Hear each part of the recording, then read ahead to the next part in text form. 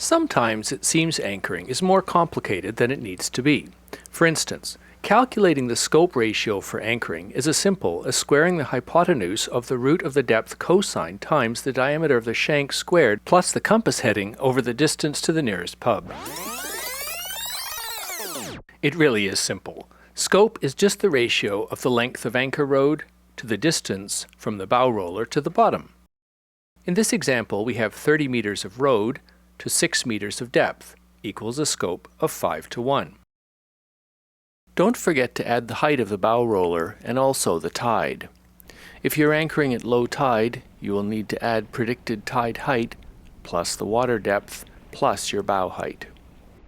The reason for this ratio is that we want the rode to pull roughly parallel with the bottom so the anchor can set. If the rode is angled up from the bottom, the anchor may not set or might pull out in strong winds.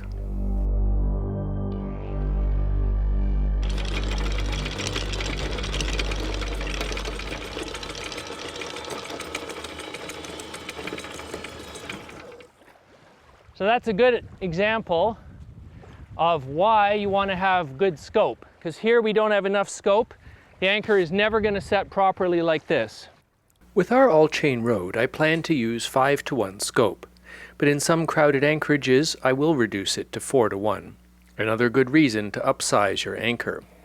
For any given situation, a larger anchor will hold better, but 5:1 is my preferred scope. When winds are predicted to be above 30 knots, we put out more rode to make sure the anchor is pulling at a good angle even in the very strong gusts. It's generally recommended to increase scope to 7:1. Above that, there is very little improvement in anchor performance. Deep anchorages are another special case. As water depth increases, you can reduce scope somewhat. Here we are anchored in 14 meters of water with 60 meters of rode. The scope is just 4:1, but we held fine in gusts of 35 knots. When we were anchored for Tropical Storm Chantal, we had gusts over 50 knots and had from 8:1 to 10:1 scope on all three stern anchors.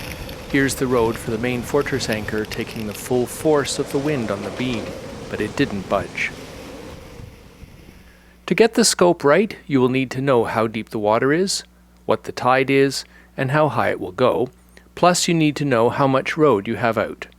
Proper scope will make sure the anchor has the best chance of setting properly and staying set so you can enjoy your time at anchor.